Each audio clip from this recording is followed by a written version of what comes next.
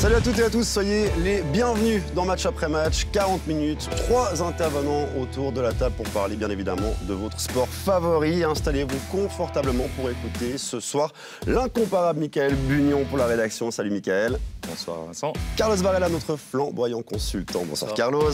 Et un confrère bien connu autour des terrains, Tim Guillemin. Bonsoir. Bonsoir Vincent. Tim, joli moment pour vous et votre journal. Mardi à Yverdon, l'aventure continue. Ouais, c'est vrai que là, dans le Nord-Vaudois, on a de la chance. On a une équipe solide qui le prouve en championnat et en coupe aussi. Demi-finale contre Saint-Gall. On espère un stade plein et en Yverdon Sport encore toujours solide. On imagine qu'il y aura encore une fois du spectacle à Yverdon. Allez messieurs, je vous propose d'ouvrir cette émission avec le match de la journée entre IB et Bâle. Une rencontre qui pour la première fois depuis bien longtemps n'est pas un duel au sommet, n'était pas un duel au sommet parce que vous le savez, cette saison Zurich a surpris beaucoup de monde et domine le championnat. Et au-delà du match, messieurs, j'aimerais qu'on évoque un tout petit peu IB et Bâle, et je me permets cette pointe de provocation en disant que Bernois et Bâlois sont au plus bas depuis 12 ans. Et je me réjouis de savoir ce que vous en pensez. D'accord, pas d'accord, Michael? Oui, d'accord, c'est la pire saison de ces deux équipes. Enfin, en tout cas, des deux en même temps sur ces 12 dernières années. Je pense qu'on peut le dire. Et moi, ce qui me surprend, c'est qu'on s'attendait à ce que Bâle et IB arrivent très très fort dans ce deuxième tour. Et j'ai l'impression que c'est presque le contraire. Alors, il y a des blessés d'un côté, il y a des problèmes de mercato peut-être de l'autre. Mais sur les matchs qu'on a vus, notamment la semaine passée, les 2-3-3 assez fous, moi, je ne vois pas des équipes sereines et je ne vois pas des équipes championnes. Donc, je pense que Zurich a un chemin tout tracé. Carlos, je suis sûr que vous n'êtes pas d'accord avec ce que je viens de dire. Non, j'étais sûr. Alors le problème, c'est Z qui est là un peu, qui fait une saison extraordinaire. Mais quand on est au stade aujourd'hui, c'est les deux locomotives de ce championnat. Je parle des coulisses, le match, la tension qu'il y avait. J'ai pensé avoir changé de pays. Non, mais vraiment, c'est peut-être aussi le Covid et les gens étaient heureux. Mais c'était la folie au stade. Donc, ils ne sont pas au mieux. Mais est-ce que IB était au mieux les saisons où ils cartonnaient, où ils sont partis 20 points? C'est peut-être ça qui n'est pas normal de dominer autant. Là, ils font une saison avec la Champions League, donc on savait qu'il allait y avoir un petit peu de moins bien. Il y a eu des départs et les blessures. Donc le cocktail fait que IB est peut-être moins bien que ces dernières années. Mais Bâle, ça fait 3 ans pour moi qu'ils ne dominent pas leur adversaire. Ils ont une efficacité incroyable et ils continuent. Et sur le talent qu'ils ont, ils ne pardonnent pas. C'est 3 occasions, 3 buts. Donc eux, ils stagnent. Mais IB, je pense, ils nous ont montré quand même, ça fait 4 ans qu'ils dominent ce championnat. La Champions League, ils ont fait vraiment un bon parcours. Voilà, c'est une petite descente qu'il y a, mais pour moi, voilà, s'il n'y avait pas Zurich qui était pas si loin, je pense que les deux se jouaient encore le titre. Donc, c'est compliqué de contredire Carlos sur le côté emblématique d'IB et Bâle, mais c'est vrai que sportivement, cette saison, il y a du moins bien. Non, mais déjà, c'est sympa d'avoir une lutte à 3. C'est sympa d'avoir CFCZ qui va lutter jusqu'au bout pour le titre, s'ils ne le font pas avant. Et surtout, ce qui est sympa, c'est que c'est des projets différents. Moi, j'aime bien ce que fait Bâle sur le long terme. Ils ont rajeuni l'équipe. On voit qu'au scouting, ils sont intéressants. Ils ont réussi à choper des joueurs de toute l'Europe qui étaient des joueurs assez convoités. Ce Noah Kattelbach, tu vas à Cologne. Wouterburger à Feyenoord, c'est sympa aussi. Fyodor Tchalov, ok, je ne vois plus trop au CSKA Moscou, mais c'est un important prospect du foot russe. Alors, c'est tous des joueurs qui ne connaissent pas le championnat. Donc, ça ne m'étonne pas trop, en fait, ces difficultés-là à l'interne, pour l'instant, dans le championnat domestique. Par contre, on voit qu'en Europe, on a parlé de IB, mais en Europe, Bâle, c'est bien aussi. Et Bâle, tout le monde a glosé sur ce groupe de Conference League, qui n'était pas glamour, mais qui n'était pas si simple que ça, et ils s'en sortent très, très bien. Il ne faut pas sous-estimer ce que font ces deux clubs cette année, à mon avis. Mais pour les Bâlois, c'est peut-être compliqué aussi d'intégrer tous ces joueurs. Michael, c'est vrai qu'on devrait avoir de la stabilité. Est-ce que les dirigeants bâlois auront la patience d'attendre les résultats? Il y a eu effectivement énormément de changements. Il y en a même encore eu cet hiver avec des gros départs. Et je pense que là, ça fait quand même un sacré coup dans l'effectif bâlois.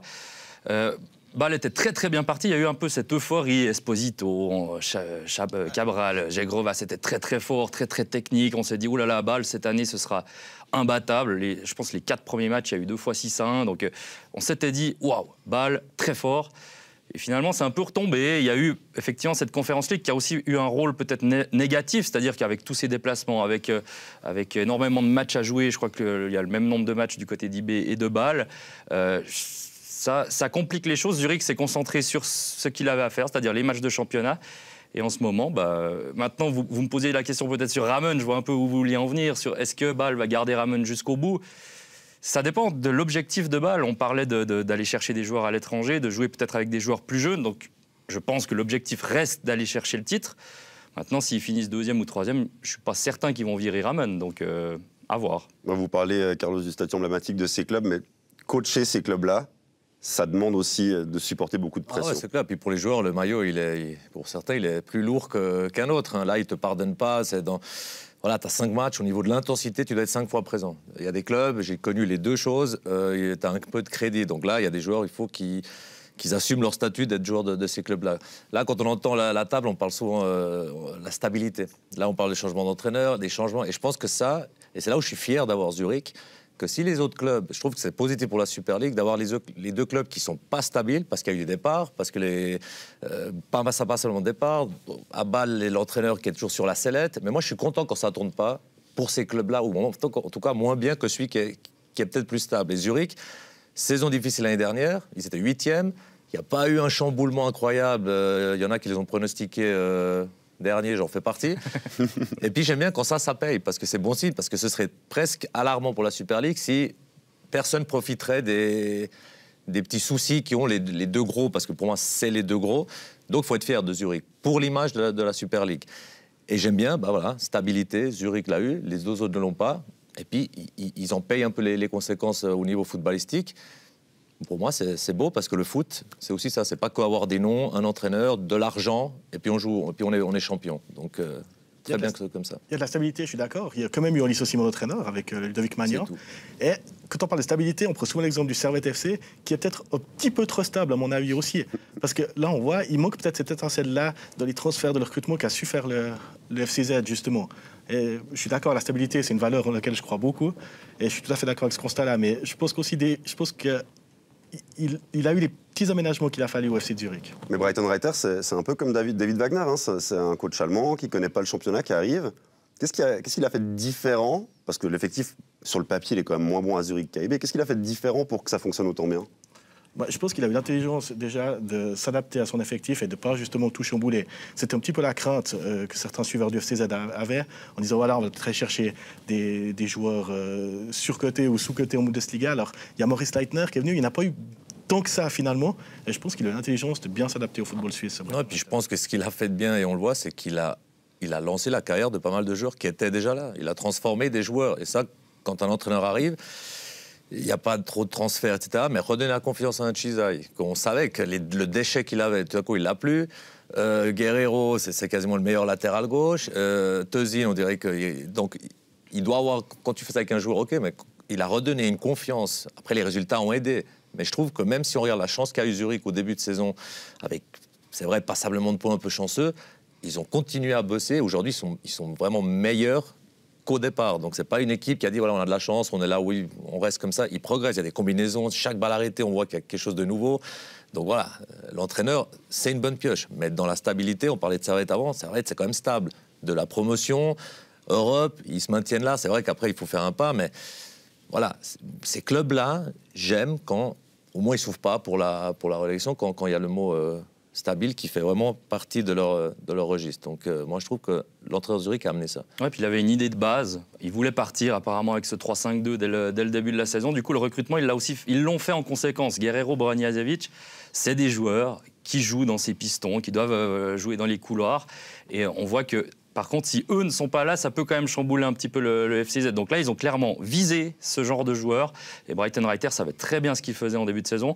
J'ai pas souvenir d'avoir vu Zurich jouer autrement qu'en 3-5-2. Il me semble qu'il joue tout le temps à 3 derrière. Donc il savait très bien ce qu'il faisait dès l'été, dès le mois de juillet. Les rares fois où il a joué à 4, notamment en Coupe à Yverdon, il s'est planté. Donc c'est vrai, il est vite revenu à 3.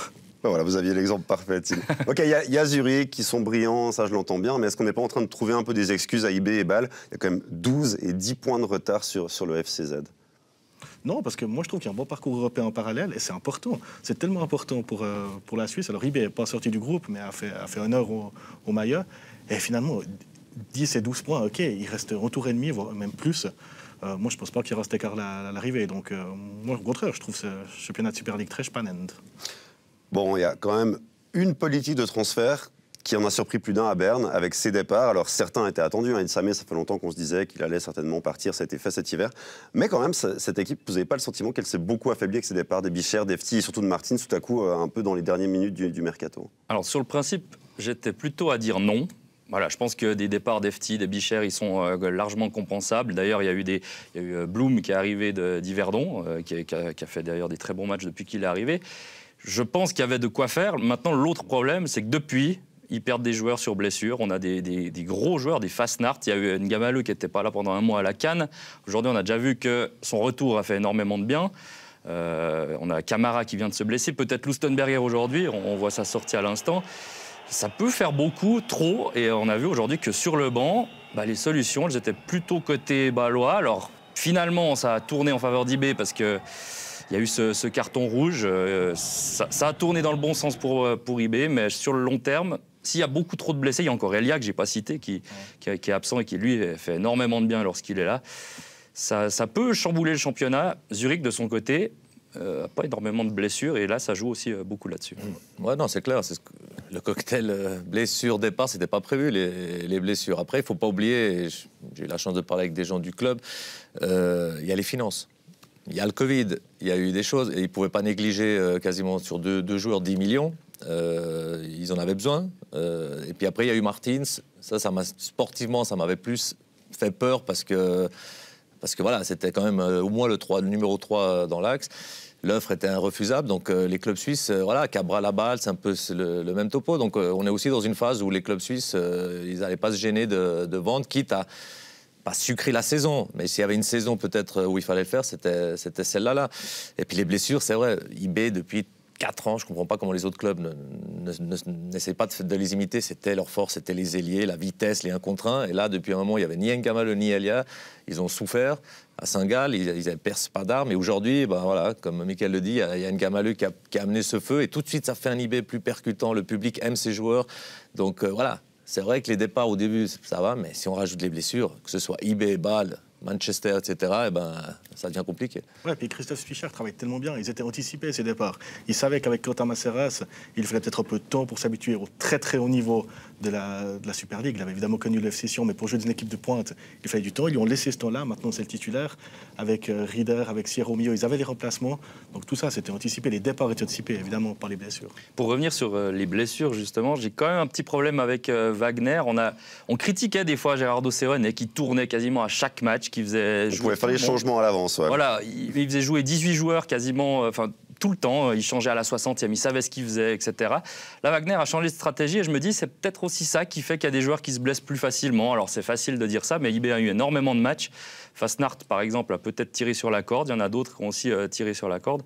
Et Seoane, il n'avait pas autant de blessés. Donc il faut peut-être se poser aussi ce genre de questions. Vous le dites, hein, Mickaël, 36 matchs joués par IB jusqu'à aujourd'hui, 36 matchs aussi pour le FC Bâle. FC Bâle qui a aussi laissé partir du monde, hein, on l'a dit, voilà, Cabral, Chegrovat, Chemert, Kuntia, Fonmos, Pouloulou dans une moindre mesure. Même chose qu'IB, c'est la politique financière qui force Bâle à laisser partir autant de monde dans une course au titre. Bien sûr, ils ne se sont pas cachés du tout. Ils ont des gros problèmes financiers, y compris en coulisses. Ils doivent aussi économiser. Hein. Ils économisent à tous les étages, communication, dans le catering. Ils ont même dénoncé le contrat avec Concordia Bâle. Il y a plein de choses, plein de petites choses qui font qu'on voit qu'à Bâle, et ils ne se cachent pas. Hein. La qualification Conference League, c'était le mot qu'a utilisé Degan, vital. Le mot qu'il utilisait à l'époque. Donc oui, ils ont des problèmes financiers comme tous les clubs suisses, mais je crois que eux, c'est particulièrement marqué. Et ça a créé des arrivées un peu forcées en dernière minute. On parlait du départ de Cabral qui a été remplacé par Tchaloff. Alors on verra, hein. C'est peut-être un très bon joueur, mais c'est vrai qu'ils ont annoncé un deuxième attaquant encore. Ils ont rapidement dû choisir un attaquant. C'est le même cas pour moi avec Nias à IB, pour remplacer Martins dans le même genre de profil. Ils ont dû très très rapidement choisir, et là, ça peut rapidement donner des flops également, malheureusement, pour ces deux équipes, à mon sens. À la différence, excuse-moi, que Bâle, il y a aussi des prêts. Tchaloff, c'est vraiment, il doit être opérationnel tout de suite. C'est en prêt, dans 3 mois, il retourne au CSKA Moscou. IB est peut-être plus sur le long terme au niveau du mercato. La Bâle a dû faire des coups, je suis d'accord. Partagez cet avis, Carlos, le manque de stabilité aussi à l'interne du FC Bâle pèse dans les performances. Oui, ça fait longtemps que ça dure, là, à Bâle, mais tout ça, je l'englobe pour cette crise. On ne peut pas s'en sortir. La Suisse, les clubs suisses ne pouvaient pas s'en sortir sans dégâts avec ce Covid. Quand on voit aujourd'hui l'affluence au stade, imaginez-vous des mois sans ça, à huis clos, les pertes. Et puis je trouve qu'on a vu un bon match, et puis ça va revenir. Donc voilà, c'est cette crise qu'on disait qu'elle allait venir, on y est. Et je trouve qu'ils s'en sortent encore bien, parce que pouvoir vendre autant de joueurs à ces prix-là, Voilà, notre championnat est quand même une belle vitrine. Donc, si on tourne ça en positif, on peut même fier d'alimenter la Bundesliga, la Serie A avec des joueurs suisses. Et puis ça va continuer parce que la formation en Suisse, elle est quand même top. Bon, on l'a dit, ce match-là, il était peut-être capital dans la poursuite pour le titre. Est-ce que vous pensez vraiment qu'IB peut aller chercher Zurich maintenant? Oui, clairement. Moi, j'ai aucun doute là-dessus. Je pense que Zurich va pas s'écrouler, au contraire. Mais comme je l'ai dit avant, l'écart, il ne sera pas de 10 points, de 12 points à la fin. Ça, j'en suis convaincu. IB va faire ses points, va en perdre quelques-uns. Ça dépendra quand même beaucoup de Zurich, peut-être même des confrontations directes. Zurich, on l'a vu, c'est pas toujours facile contre IB et Bâle. Contre les autres, ça se passe très bien. À voir. Je pense que ça va être serré jusqu'au bout. Moi, je mets quand même une pièce sur Zurich. Oui, non, c'est quand même beaucoup. C'est quand même beaucoup. C'est surtout moral. Aujourd'hui, le match, c'était un match qui allait avoir le moral. Parce que les deux sortaient d'un match nul un peu décevant. Si en plus tu perds contre ton rival, parce que voilà, c'est le rival, c'est un derby, c'est le classico. Même si à Zurich, il ne fallait pas perdre ce match. Donc peut-être Bâle a pris vraiment un coup. Et puis il va peut-être pas aller chercher Zurich. IB, voilà, on a vu quand même qu'ils ont des problèmes. S'ils ont des blessés, les ailiers qui manquent, il faut jouer Grider à gauche. Ils sont pas sereins. À Saint-Gall, ils n'étaient pas sereins du tout. Hein. Les buts sont venus un peu de nulle part. Et eux, ils n'ont pas le droit à l'erreur. Donc on parle des doubles confrontations Zurich-IB. Mais moi, je vous dis, quand on rentre sur un terrain et on a 10 points d'avance, j'ai eu la chance, je l'ai vécu, on se sent tout puissant. On tire à 20 mètres, on défense, tu veux faire le coup franc, fais le coup franc et ça finit au fond. Et puis tu tentes des choses que tu tenterais pas quand tu as la défaite interdite. Et Zurich, en ce moment, ils rentrent sur le terrain, qu'est-ce qu'ils se disent? On a le droit de perdre, les gars. On a le droit de perdre, il n'y a pas le faux lag. Et c'est justement là où tu aimes défendre, tu veux continuer la série. Et voilà, et IB, on a parlé jusqu'à maintenant quand même qu'ils avaient des difficultés, on est quasiment tous d'accord qu'ils ont des difficultés par rapport à ce qu'ils nous ont montré. Si en plus on rajoute l'interdiction de perdre, voilà. Zurich a gagné une fois contre IB, une fois contre Bâle, et je pense qu'ils peuvent aller au bout. Hein. Carlos a parlé du match Saint-Gall-IB, j'y étais en l'occurrence. On le rappelle, 3-0. Moi, je pense que si c'était arrivé il y a 2-3 ans sous Seoane, ça n'arrivait jamais. Le 3-3, ça n'arrivait jamais. Alors, je ne mets pas la faute sur Wagner, je ne mets pas la faute sur certains joueurs actuels qui sont arrivés, mais ce IB-là n'est pas autant fort que les dernières années. Et sur ce match, juste sur ce match, ça se voit. Ouais, il y a une incertitude quand même qui est liée à la charnière centrale avec Lustenberger, qui est évidemment très bon joueur, mais qui est quand même relativement souvent blessé. Et le gardien, Anthony Ratiopi, c'est encore une inconnue pour l'instant au niveau Super League. On sait que c'est un bon gardien, il n'y a pas de souci, mais il y a une inconnue à ce niveau-là. Il est presque fautif aujourd'hui sur le premier, d'ailleurs. Ouais, la semaine passée aussi. Et l'inconnu du gardien et de la charnière, c'est clair que c'est difficile pour aller chercher au titre. Moi, aujourd'hui, quand même, si je dois mettre une pièce et faire un pari, je le mets sur Young Boys, qui est pour moi la meilleure équipe du championnat. Et Camara qui s'est blessé encore à l'entraînement cette semaine, qui sera absent en tout cas 6 semaines. Voilà, vous avez parlé de l'importance de cette dynamique. IB a gagné ce match, à contrario Bâle a perdu. Est-ce que du coup le championnat c'est terminé pour le FC Bâle? Non, dans une semaine, on peut avoir le même classement qu'on avait aujourd'hui, puis il reste encore 45 points. Mais je sais que moralement, ils sont touchés. J'étais au stade, c'est le match, c'est ça. Ils se disent on a perdu contre IB, donc IB est quand même là, avec pas mal d'absents. Notamment Fasnacht, Tellier, on a perdu. Zurich est à 11. C'est vrai que tout ça fait, est-ce qu'on y croit vraiment? Mais bon, ils vont prendre, dans ces genres de clubs, on ne peut pas lâcher puis annoncer non, c'est bon, c'est foutu pour nous. De ce que j'ai vu, voilà, dans le jeu, moi franchement, Zurich, ils m'épatent, ils progressent. Aujourd'hui, ils ont quand même tapé sur la table, parce que moi j'étais au stade, ça gueulait FC Lugano à la fin du match pour voir si c'était le week-end qui allait vraiment tout tourner. Puis Zurich tape sur la table et bat Lugano 3-0. C'est pas rien. Donc là, ils ont quand même montré qu'on est là. Non, franchement, je mets Bâle et IB dans la même situation. Je dis pas que pour Bâle c'est fini, pour IB, même moins IB a le moral. Et je pense qu'il faut qu'ils entament une série, mais une bonne série. Hein. On voit la réussite, on a presque envie de dire une réussite de champion pour Zurich. Il y avait un penalty pour Lugano qui est repoussé par Brecher. Il y a vraiment tout qui tourne en faveur du FCZ ces dernières semaines. Oui, et puis en fait, ce qui est intéressant, c'est qu'au mois de décembre, on avait un FCZ qui gagnait 1-0, un peu chichement. On se disait c'est peut-être le début de la fin. Et là, ils arrivent, ils reviennent, ils gagnent le derby en jouant une deuxième mi-temps assez incroyable, 3 buts en une mi-temps. Là, aujourd'hui, finalement, ils ne se font pas énormément peur. Il y a ce penalty, certes, mais voilà, au final, c'est 3-0, c'est large. Sur le papier, c'est large. En tout cas, sur le terrain, j'ai l'impression qu'ils étaient quand même au-dessus également. On parle quasiment chaque semaine du fait que c'est des attaquants différents qui marquent à chaque fois. Tozin, Cizé, Marquezano, il y en a tellement. Ils prêtent même des joueurs qui mettaient des doublés, Polero à Lausanne. Donc Ouais, j'ai l'impression qu'il ne peut rien arriver à Zurich. Moi, ce que je veux dire, un truc important de Zurich, ce qu'ils ont réussi à faire, c'est ce que j'ai vécu quand j'étais à IB à Bâle, c'est quand l'adversaire change tout au moment de jouer contre toi. Et souvent, on a préparé, pas souvent, tout le temps, on préparait les matchs une semaine, on savait qui c'est qu'on avait en face, c'est quoi ses faiblesses, on dormait avec notre adversaire dans la tête, puis on arrivait au match, rien, tout sautait, c'était pas du tout ce qu'on attendait. Et là, déjà, on gagnait un peu en confiance. On disait, voilà, ils sont tous derrière, des fois, il y a des titulaires qui n'étaient pas là, pour les équipes du milieu de tableau. Et Zurich est en train d'arriver à faire ça. Parce que pour arriver à ça, alors c'est leur mérite, hein, ça suffit pas 3-4 victoires. C'est 3-4 bons mois où tu tapes 3-0 les équipes à la maison. Et la preuve, c'est Servette. Au moment où ils reçoivent Servette, Servette a fait tout sauf du Servette. Et là, pour Zurich, a dû se dire, voilà, une équipe qui aime bien avoir le ballon, qui aime bien presser, tout d'un coup, ils se mettent derrière, ils nous attendent. Ça, c'est des signes que tu donnes à l'adversaire, comme s'ils n'en avaient pas assez, mais qui te mettent encore plus en confiance, en disant, regarde, ils nous respectent tellement. Et puis, au bout d'un moment, ça commence à payer. Donc, ils sont dans cette phase-là, mais le mérite est à eux.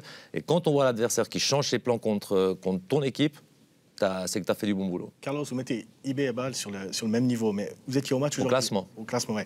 Est-ce qu'il ne manque pas au FC Bâle, pour des matchs comme ça, des joueurs cadres du championnat suisse, des joueurs qui connaissent? Alors, il y a Fabian Frey, il y a Michael Lang, Stocker Kazami qui était pas là. Est-ce que finalement, il ne manque pas ça à ce FC Bâle par rapport aux années précédentes? Si, et je suis content justement qu'une équipe comme ça ne gagne pas le championnat. Nous, quand on l'a gagné, c'était 5 Romands, 5 Suisses allemands, 3 étrangers. Voilà, ça c'est un peu la recette que j'aime bien. Mais clairement, IB, quand les titres ont commencé, il n'y avait pas beaucoup de gens qui connaissaient le championnat suisse puis pour encadrer tout ça. Hein. Donc voilà, je dirais oui parce qu'ils sont là, mais quand même... Voilà, je répète, s'il n'y a pas ce FCZ, je pense que Bâle, ça peut vite être l'euphorie. Mais ce problème-là, je pense, et j'espère, c'est pour tout le monde, que ce soit dans tous les championnats, il faut des gens qui connaissent le championnat suisse où ils jouent pour savoir ce que c'est aller à Saint-Gall, aller à Lucerne. Donc oui, clairement, je suis d'accord. D'ailleurs, on voit le meilleur recrutement récemment, c'est celui de Saint-Gall. Ouais, et c'est beaucoup de joueurs qui connaissent le championnat. On a Bastien Thomas, on a même l'été passé des joueurs comme Isaac Schmidt qui sont arrivés, qui avaient déjà joué dans le championnat, qui maintenant sont en train de se révéler. Moi, je trouve que ça prouve ce que vous venez de dire, qu'il faut avoir des cadres, c'est même pas des cadres, c'est des joueurs qui connaissent ce championnat. Il y a peut-être trop de joueurs qui viennent de beaucoup d'horizons différents au FC Bâle, et l'alchimie a du mal à prendre. Il y a des fois l'euphorie, comme on le disait en début de saison, avec Esposito et compagnie, mais là, c'est dur sur l'ensemble d'une saison. Bon, apparemment, vous avez un bout de recette pour devenir champion suisse avec nos 3 intervenants. On ressortira évidemment tous ces pronostics. Carlos Varela, qui ne peut pas se tromper 2 fois sur la même saison. Il avait annoncé Zurich dans les potentiels relégables. Là, il les annonce quasiment champions. On verra tout ça. Autre actu de la semaine dans l'Hexagone, 2 départs, 2 constats d'échecs. 6 mois après leur arrivée en Ligue 1, Vladimir Petkovic et Sherdan Shaqiri font leur valise. Départ pour la MLS pour Shaqiri, alors que l'ancien sélectionneur national n'a pas résisté aux résultats catastrophiques à la tête des Girondins. Bordeaux qui a encore perdu aujourd'hui, qui se retrouve dernier de Ligue 1. 2 sujets en un, lequel vous inspire le plus, Michael? Oula, bonne question. On va partir sur Shaqiri. Je pense qu'il y a quand même beaucoup de choses à... Bon, les deux, en fait, il y a beaucoup de choses à dire sur les deux. C'est vrai, mais on va commencer sur Shaqiri. Le problème, certains disent, la marche était encore trop haute, parce que Shaqiri a joué à Liverpool, à l'Inter, au Bayern. Là, Lyon, c'était encore trop haut. Moi, je ne partirais pas là-dessus. C'est juste que le choix n'était pas le bon, puisque apparemment, Lyon n'avait pas envie de le faire jouer à son poste actuel. Ce n'est plus peut-être un ailier, et Lyon le faisait jouer en ailier. Il n'a jamais eu vraiment sa chance au poste où il performe en équipe de Suisse, où il a même performé lorsqu'il jouait à un moment à Stoke à l'époque. Moi, le plus gros problème, il est là. Je pense qu'il avait le niveau de la Ligue 1. Lyon, c'est 7e de Ligue 1. C'est pas non plus jouer à Paris ou ailleurs. À Marseille, ça vous a mal de dire Marseille. Ils sont 2e, Marseille, je le place. C'est possible. Non, mais... Après, si on revient sur le choix de l'été passé, c'était pas si mal dans l'idée d'aller à Lyon. Le problème, c'est que je pense que les discussions n'étaient pas les bonnes avec l'entraîneur, avec les dirigeants. Je ne sais pas comment ça s'est passé. Mais... Tim, c'est un échec, Shaqiri à Lyon? Mais c'est exactement ça. La première conférence de presse de Peter Bosz, il dit on a un joueur de couloir qui éventuellement pourra dépanner dans l'axe. C'était déjà fini. Ouais. Et moi, je ne suis pas d'accord. Quand Michael dit qu'il ne pouvait pas jouer à Paris, pour moi, ça aurait été typiquement un joueur pour le Paris Saint-Germain pour rentrer 5-10 minutes comme il le faisait avec Liverpool. Non, mais pas rentrer, jamais de la vie. Mais c'est un joueur comme ça. Et ce qu'il faisait à Liverpool, c'était pour moi l'idéal pour lui. Et lui, il aspire à plus, il aspire à jouer. Je comprends bien qu'on n'aspire pas à être en joker toute sa vie, surtout qu'il n'était même plus joker à la fin. Mais c'est un joueur qui est capable de coups d'éclat. Mais là, enchaîné sur une saison, on voit qu'il a de la peine et surtout pas s'y rendre compte. Carlos, ça vous surprend? Pour moi, ils allaient droit dans le mur. Pour moi, c'est la pire destination pour les Suisses. Et j'en connais qui sont allés. L'étiquette du petit Suisse, on ne l'enlèvera pas. Et puis moi, je dis qu'il n'a même pas le niveau, Shaqiri, pour la Ligue 1. Il avait peut-être le Paris, c'est peut-être le seul club où vous pouvez aller. Parce que là, c'est un peu le cirque. Ils n'ont pas besoin de... Non, mais c'est vrai. Les joueurs sont au-dessus de l'entraîneur. Il n'y a pas besoin d'être performant semaine après semaine. Tu peux aller à Las Vegas et puis revenir. Voilà. Là, il aurait pu, et il a le talent pour faire ça. Mais dans les autres clubs, donc Lyon, on parlait avant de IB, le poids du maillot. Mais Lyon, la Ligue 1, on ne te laisse pas ne pas travailler 90 minutes, 2 matchs. Shaqiri, on sait qu'il faut le caresser, qu'il faut le mettre en valeur, qu'il faut lui dire on compte sur toi que tu nous mettes le corner, le coup franc. Et il le fait. Mais en France, ils ne vont jamais de la vie. Dès le départ, on n'allait pas lui dire hey, t'es notre sauveur, fais ça. Il y a des autres artistes. Et ça, il n'a pas les compétences. Enfin, il n'a pas cette niaque de dire je vais tous vous montrer ici que je sais jouer. Non, il va s'enfoncer. Il fallait le caresser. Et en France, voilà, le petit Suisse, on ne va pas caresser le petit Suisse. Que tu sois Shaqiri, que ce soit n'importe quoi. Petkovic, pareil, il n'aura pas le même crédit qu'un entraîneur qui a peut-être fait 5 ans à Clermont, 3 ans à Reims. Il aura plus de crédit que lui. C'est comme ça. Et puis si on regarde l'histoire des joueurs qui sont passés par la France, et je salue mon ami Patrick Muller. Mais j'allais dire Patrick Muller. Je lui ai dit souvent. Non, alors lui, bonne adresse, défensif. Et dans l'aspect défensif, le Suisse... Là, il peut un peu se faire respecter parce que la discipline, travailler pour son collègue, le placement et tout ça, on est au top niveau. Bon, il n'était pas défenseur. Non, mais je dis, ça passe. Mais les latéraux, mais offensivement, et je respecterai à vie Alex Frey, c'est le seul qui a bougé ces défenses-là. On connaît les défenses françaises. C'est pas ce qu'on a ici. Et puis, il faut aller au taquet avant de penser à la talonnade. Il n'y en a pas. Par contre...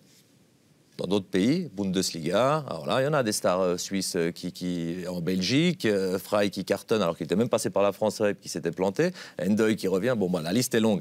Donc non, pour moi, c'est le pire pays, et j'aime bien ce championnat, mais pour un Suisse, pour moi, c'est la pire destination. Mickaël, on n'a pas le sentiment qu'il y a quand même 2 Shaqiri. Il y a celui qu'on aime voir avec l'équipe nationale qui porte cette équipe, puis il y a le Shaqiri en club. Finalement, il a des bonnes adresses, son CV, il est magnifique, il a fait les plus grands clubs. Mais... Il y a un goût d'inachevé, en fait. C'est le plus grand palmarès quasiment du football suisse, certainement même l'un des meilleurs joueurs au niveau technique que l'on a eu en équipe de Suisse. Et au final, c'est un peu du gâchis, on a envie de dire, parce qu'on ne l'a pas vu comme on aurait aimé le voir jouer en club. Il y a eu des bonnes saisons, mais à Liverpool, quand il était un peu joker, ça se passait pas trop mal, honnêtement. Sa saison à Stoke, alors là aussi, c'est un peu un goût d'inachevé, parce qu'il fait une super saison à Stoke. Et à la fin, le club est relégué. On se dit quand même qu'il y a quelque chose qui ne joue pas. Ouais, Et pourquoi il a cartonné? Parce qu'au ballon, quand il allait prendre le ballon pour le coup franc, il n'y avait personne dans un rayon de 5 mètres. Mais après, il y avait Boyan, non? Un petit peu. Pour moi, il ne fait pas une bonne carrière, Shaqiri. C'est-à-dire qu'on regarde son palmarès. Au niveau de la finance, ça va bien. Mais il fait, en tant que footballeur, alors oui, on peut dire qu'il a gagné la Champions League, etc. Mais les minutes, pour le talent qu'il a, pour ce qu'il montre aux Suisses depuis longtemps, il ne fait pas une bonne carrière. Moi, la Champions League de Stéphane Chapuisat a plus de mérite que celle qu'il a gagnée, avec tout le respect que j'ai. Pas tout le monde peut aller dans les adresses où il est allé. Mais je trouve dommage qu'un joueur comme ça ait été trop peu sur le gazon vert. Il y a juste une chose que vous dites. Il porte l'équipe de Suisse. Moi, je ne suis pas d'accord avec cette phrase. Ah, pardon. Il a fait des coups d'éclat fantastiques avec l'équipe de Suisse. Il a eu des pics phénoménaux. Mais dire qu'il porte l'équipe de Suisse et qu'il est régulier match après match, non, pas du tout. Et on l'a souvent vu d'ailleurs zapper des matchs de qualification, y compris officiels. On l'a souvent vu aussi les jouer sans se replacer et puis en marchant au poste sur son côté. J'ai souvenir d'un match en Estonie qui était assez particulier de ce point de vue, par exemple. Donc non, il ne portait pas l'équipe de Suisse. Il a eu des coups d'éclat phénoménaux, oui. Je suis désolé d'avoir dit une bêtise, Tim, pardon. Mais bonne opération quand même pour l'OL, sur le plan financier. Il gagne 1 million au passage. Est-ce que c'est une bonne opération pour Shaqiri qui s'en va au Chicago Fire? Alors peut-être pas uniquement financier. Ouais, alors opération, je ne sais pas si on peut dire ça. Pour moi, le plus gros problème là-dedans, c'est qu'à 30 ans, aller en MLS, c'est quand même pour moi être sur le déclin. Enfin, je ne connais pas beaucoup de joueurs. Carlos, c'est parti. Carlos, j'allais y venir. Non, je laisse finir. Je dis pas ça pour ça. Non. Honnêtement, je ne connais pas beaucoup de joueurs, en tout cas un international, dans les entre guillemets 15-20 meilleures nations du monde, qui continuent à jouer en équipe nationale alors qu'il joue en MLS. Enfin, j'ai essayé de chercher, j'en ai pas trouvé. Il n'y a pas un Italien qui part pour la MLS, là, qui pourrait peut-être continuer en équipe nationale? C'est possible, Insigne. Ouais. C'est possible. C'est un bon exemple, mais jusqu'à maintenant, j'en ai pas eu d'autres qui sont partis à 30, 32 ans et qui ont réussi en équipe nationale derrière. Oui, c'est vrai. Par contre, on parle que de ce qui se passe chez nous en Europe, mais moi, j'ai eu la chance d'y aller. Le niveau, il faut arrêter de... Alors, il y en a encore qui croient que c'est le niveau Challenge League. Les 10 meilleures équipes d'MLS, ils jouent le titre ici, puis ils le prennent. Ce qu'on oublie, c'est le marché colombien, bolivien, tout ça. Il y a des joueurs de 21 ans, 22 ans, c'est vif, ça va au taquet, il faut être prêt physiquement. Non, c'est un championnat, il pourrait très bien combiner les deux. Par contre, il faudra qu'il apprenne à travailler. Il ne faut pas croire qu'il va en vacances. Là, il faut être encore au-dessus pour se permettre de rien faire. Même Ibrahimovic, il le dit souvent, tu passes pas sur le championnat sans rien faire. Et là, je retourne un peu ce que j'ai dit avant, assez négatif. Là, je pense que la MLS, là, ils vont un peu avoir ils aiment le show, ils aiment l'offensive, ils aiment les coups francs, ils aiment les talonnades. Là, je pense que Shaqiri peut retrouver sa joie de jouer déjà. Et puis, s'il est intelligent à forcer à mettre du rythme, pour moi, entre équipe suisse et MLS, Mourad-Yakin le verra, mais je pense que les deux, ça ne veut pas dire qu'il est dans le déclin pour moi. Et lui ont donné le numéro 10 à Chicago. Voilà, c'est plutôt un bon exemple. Ouais. Il va jouer dans l'axe? Oui, ils l'ont dit. Et moi, je pense que c'est une bonne nouvelle pour l'équipe de Suisse aussi. Ouais. Et que Shaqiri, qui joue dans un championnat qui reste dans bon niveau, mais qui est dans un rythme quand même moins élevé qu'en Europe, ce qui va tout à fait lui convenir. Et moi, je pense que là, il va pouvoir arriver très très bien au Qatar en novembre et décembre. Moi, je suis assez convaincu que c'est une bonne chose pour l'équipe de Suisse et pour lui. J'espère. Je ne suis pas convaincu, mais j'espère. Bon, la MLS, et puis après, pour Shaqiri, on sait, Chicago Fire, le propriétaire, c'est le même que Lugano. Est-ce qu'on peut envisager une fin de carrière, un retour en Suisse? Je ne sais pas, il ne faut pas sous-estimer, il faudra voir quand déjà, mais il ne faut pas sous-estimer la Super League. Beaucoup l'ont fait récemment. Ouais. Ah ouais, il y a eu des top joueurs qui marquaient 20 buts en France, qui viennent en Zurich, ils en mettent un, puis ils retournent, et puis ils recommencent à en marquer 20. Et Adrian Hillier, des Santos qui cartonnaient, c'était une star en France, chez nous c'est un flop total. Donc moi, voilà, ici on a quand même, il ne faut pas venir en vacances. Après, il aimerait finir, je dirais même à Bâle. Oui. S'il peut faire encore 1-2 saisons à Bâle, voilà, il ferait la boucle, c'est ce que tout le monde cherche. Mais on verra combien de temps il reste là-bas. Je pense que c'est loin d'être fini s'il a envie de travailler. Et deuxième, légitime. Reto Ziegler, Blerin Zemaili, ils ont joué en Amérique, ils sont revenus, ils sont en bon niveau, à des âges un peu différents. Tout à fait. Deuxième volet de ce thème Ligue 1, Vladimir Petkovic, qui n'a pas supporté les résultats des Girondins de Bordeaux, 23 matchs, 4 victoires, 8 nuls, 11 défaites, 58 buts encaissés, de loin la plus mauvaise défense du championnat. Bordeaux qui était avant-dernier de Ligue 1 au moment où il a été licencié. Expliquez-nous ce passage de Petkovic à Bordeaux, Tim. Pour moi, il a cherché une porte de sortie la plus rapide possible. Quand il était en équipe de Suisse, il se sentait plus désiré, plus soutenu, que ce soit par l'environnement, y compris à l'interne. Et il a pris la première porte de sortie. Elle n'était pas bonne. Pour moi, il s'est précipité. Il ne s'est pas assez bien renseigné sur où il allait. Et voilà. Et puis, comme d'habitude, et ça, malheureusement, ça passe en équipe de Suisse, mais ça ne passe pas en France, il n'a pas soigné sa communication. Que ce soit interne ou externe, avec les journalistes, avec la presse, avec les fans, avec les joueurs aussi, de ce qu'on entend. C'était catastrophique de ce point de vue-là. L'équipe de Suisse, il est arrivé à passer par-dessus cette communication, cette mauvaise communication, parce qu'il y avait tout le reste. Mais en France, ce n'était pas possible. C'est aussi une méconnaissance du championnat de la part de Vladimir Petkovic? Ouais, je sais pas, parce que je pense quand on est fan de foot, en plus entraîneur national, on regarde un peu tous les championnats. Mais le traitement médiatique en Ligue 1 des entraîneurs. Ça, c'est pas le seul. Il y a même des joueurs qui connaissent pas ce que ça représente la France au niveau des médias. Et puis c'est le même thème que Shaqiri, il est suisse. Alors même s'il les a éliminés, il a pas trop de crédit. Après, moi, au début, je pensais que c'était bien. Franchement, Bordeaux, ils avaient un projet, ils voulaient plus être en bas. Bon. Je pensais que c'était un bon projet pour lui. Bordeaux, c'est quand même une bonne adresse. C'est pas n'importe quoi. N'importe quel entraîneur aurait explosé avec ses résultats. Je trouve même qu'il a eu encore assez de crédit pour. On a vu des fois le contrat, le licenciement, peut-être. Mais oui, on est navré parce qu'il faut respecter ce qu'il a fait pour la Suisse. On voulait tous qu'il réussisse, parce qu'il portait quand même l'image de la Suisse en Ligue 1. Si ça réussissait, s'il faisait l'Europe, c'était bien pour nous tous. Donc évidemment qu'on ne se réjouit pas de ça. Mais c'est très difficile. La Ligue 1, c'est très difficile. Et puis, je le rejoins tout à fait quand ça ne va pas. Et puis, en plus, on a cette communication. Alors là, il te tire des balles de tous les côtés. Et puis ça explose. On parle, effectivement, j'aurais bien voulu lancer le débat, mais en fait, je suis d'accord avec Tim, c'est de la précipitation peut-être. Il voulait absolument une équipe du Big Five en sortant de l'équipe de Suisse. C'était un peu un objectif pour lui. Je ne sais pas le nombre d'offres qu'il a eu sur le bureau. Il n'a certainement pas eu, en tout cas, 5 ou 6 de meilleurs que Bordeaux. Le choix était pas si mauvais au départ, mais c'est quand même un club instable. À part au niveau financier, personnellement, où là, on peut dire qu'il a fait un bon choix. Le reste, c'est vrai qu'au niveau sportif, il ne savait pas où il allait. Au niveau des dirigeants, on connaît Gérard Lopez, qui était aussi à Lille auparavant. Ce n'est pas toujours facile. Il a aussi été un pion par moment, c'est-à-dire que ce n'est pas lui qui façonnait son effectif. Ce n'est pas lui qui décidait de tout par moment à Bordeaux. C'était trop instable pour réussir, à mon sens. Ouais. Mais le timing, quand on voit ce qu'il venait de faire avec l'équipe de Suisse, meilleur résultat, voilà, ce quart de finale atteint à l'Euro, il y a une Coupe du Monde qui arrive. Pourquoi partir? Parce qu'ils se sentaient absolument plus soutenus et désirés à l'interne. Et ça, alors, je suis absolument sûr de ce que je dis.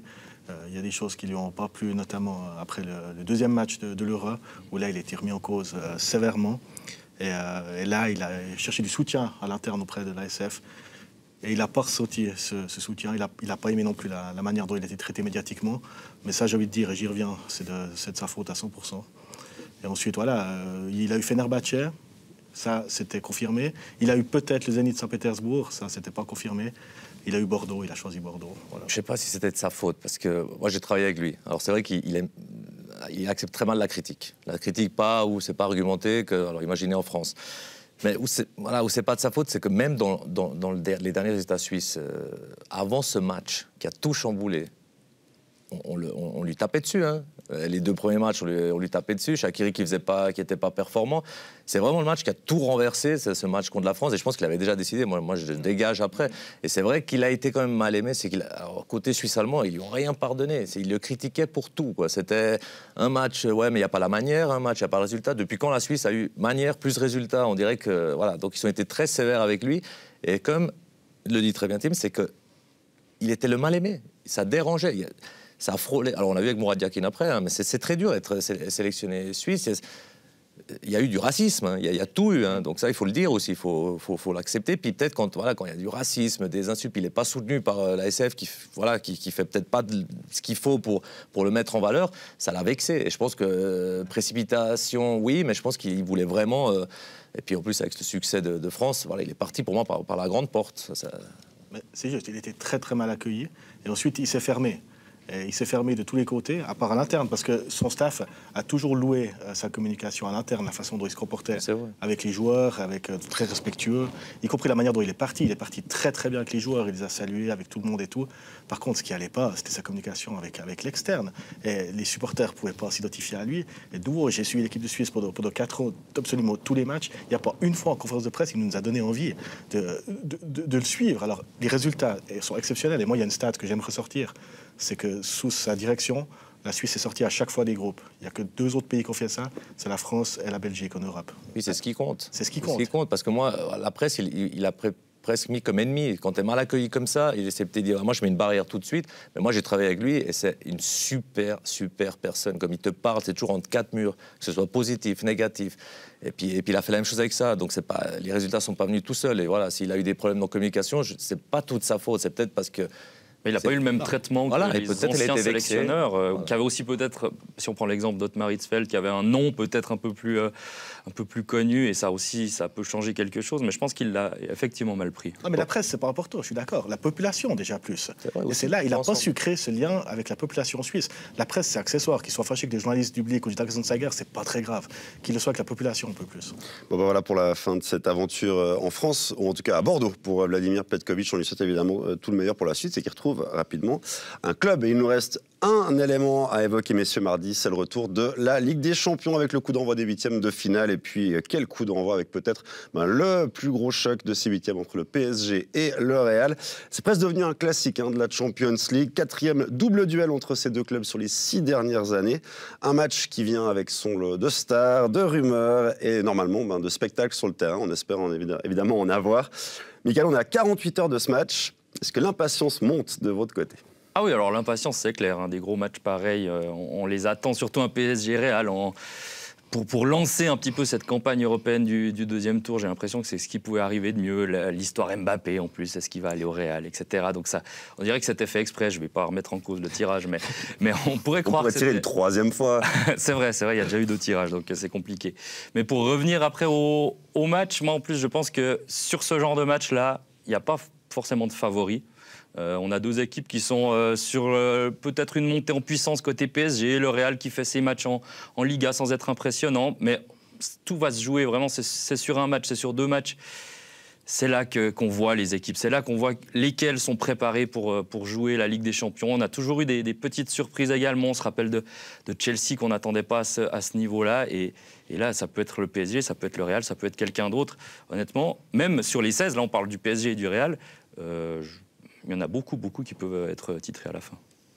Messieurs, ce match PSG-Real. Ouais, bah on y arrive. Non, c'est, je vais dire la crème de la crème, non, parce que Real voilà, a eu des soucis aussi, mais ce match, ça fait bien longtemps qu'il a commencé. Ce match avec... il y a le match sur le terrain, puis il y a le match en dehors. Mbappé qui est quasiment en train de se transférer tout seul. Ramos qui va retrouver le Real. Messi qui va être en ambiance classico. Donc ce match... tout le monde va le voir. J'espère qu'il y aura le plus de stars possible. C'est un peu ce que j'ai peur. C'est que voilà, des blessures, etc. On n'aura peut-être pas tous les joueurs qu'on a envie de voir, même si souvent, dans ce genre de rendez-vous, on aime bien les avoir parce que c'est ce que ça représente aussi au niveau marketing, cette affiche. Mais on y est, on se réjouit. Voilà, pour moi, on a une équipe programmée pour la Champions League qui est gérée d'une manière catastrophique pour moi. Le Real. Ah non, pardon. Dans le PSG, mais on n'aura pas le temps de débattre là-dessus. Contre une équipe qui ne l'est pas. Real, au début de la saison, ils ne pensaient même pas se qualifier, finir dans les 4 championnats. Voilà, c'était vraiment, il y a eu des départs. Hakimi, ils ont perdu toute la défense, Ramos, Varane. Et puis il y a le patron Benzema qui a réussi à encore entourer ces jeunes. Donc eux, ils sont, à limite, c'est Paris le favori, parce qu'ils sont en mission de la gagner. Et puis Real, même si c'est les 13 étoiles qu'ils ont, ils sont dans un mode, cette fois, d'outsider quasiment. Moi, je me réjouis de voir la composition, notamment du Real. Là, il a joué avec Gareth Bale avant-centre ce week-end. Ouais, c'était une nouvelle idée. Ouais, puis ça a plutôt bien fonctionné, apparemment. 0-0 contre Villarreal, ouais. Ouais, mais il a fait un bon match, un coup de bluff. Je préférerais Luka Jovic, personnellement. J'aime beaucoup ce joueur, mais je me réjouis de voir la composition, notamment aussi à Paris. Est-ce qu'il va vouloir mettre absolument toutes les stars, comme a dit Carlos? Il y a évidemment cet attrait des périodes, parce que c'est plus qu'un match de foot. Ou est-ce qu'il va essayer de blinder un peu son milieu de terrain en mettant pas tous ces joueurs fantastiques? On verra. Il y a aussi pas mal d'intox. Benzema est-il blessé? Neymar. Alors, il était blessé, ça c'est sûr. Oui, bien sûr. Mais certains disaient que c'était fini, qu'il ne pourrait pas jouer l'aller. Puis là, on voit une vidéo sur les réseaux sociaux où tout d'un coup, on se dit en fait, il sera là, c'est quasi sûr. On ne sait pas trop. Neymar, c'est encore un cas exceptionnel. J'y crois pas du tout à ce qu'il soit titulaire, mais tout d'un coup, Paris nous prépare quelque chose d'énorme. Il serait annoncé dans le groupe, Neymar. Dans le groupe, voilà. Peut-être pour, dans ce genre de match, être un joker à la 60-70e, Neymar, c'est quand même plutôt joli de l'avoir à ce moment-là du match. Mais après, honnêtement, ça fait quoi, 6 mois qu'il ne joue pas Ouais, ils vont peut-être tous être là. Bon, on espère évidemment, et on a déjà bien vendu ce match, mais le temps file, messieurs. On est déjà au terme de cette émission. Oui, je sais, ça va très vite. Votre prochain rendez-vous, c'est déjà tout fait. C'est mardi avec cette affiche entre PSG et le Real. Soyez des nôtres pour la Ligue des Champions sur Blue Sport. Merci beaucoup, Carlos Varela. Merci à vous. Merci, Tim Guimin. Et merci, Michael Bugnon. Merci de nous avoir suivis. Bonne fin de soirée. Bye bye.